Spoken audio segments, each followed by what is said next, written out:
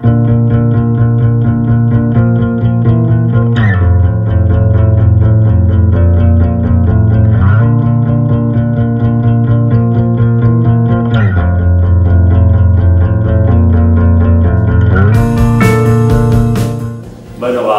ikusten dugun Resplandor erakusketa hau, Lanbide eta Arte Eskoletako proiektu taletik egiten da.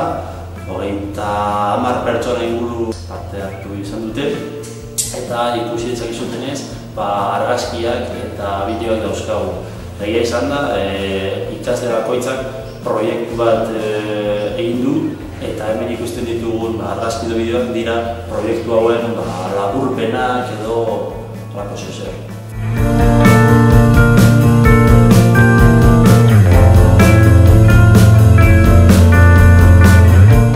Bakoitzak bere gai aukeratu zuen, baina gero lagun guztiak bateratzeko izenburu bat aukeratu genuen, eta izenburua Resplandor izan zen.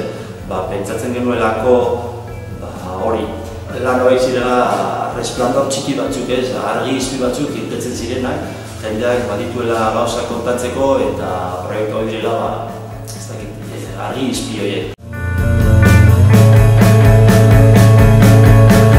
Liburuan agertzen da testu batean irakurri da nola segun eta noiz agertzen den beharra, zeo zer egiteko beharra.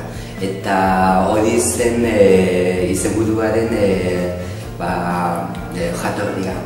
Gure ustez zen zeo zer egin behar duzunean, derrigorez hori da sorkuntza azten denean, eta hori da Resplandor.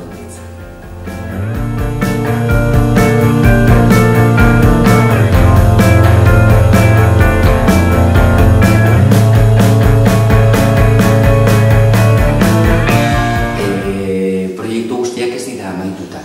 Batzuk bai, iaia guztiak prozesuan daude, eta gure asmoa izango da aurten ala ez dakigu noiz, segun eta proiektua amaitzea bai erakusketa batean, liburu batean segun eta proiektua.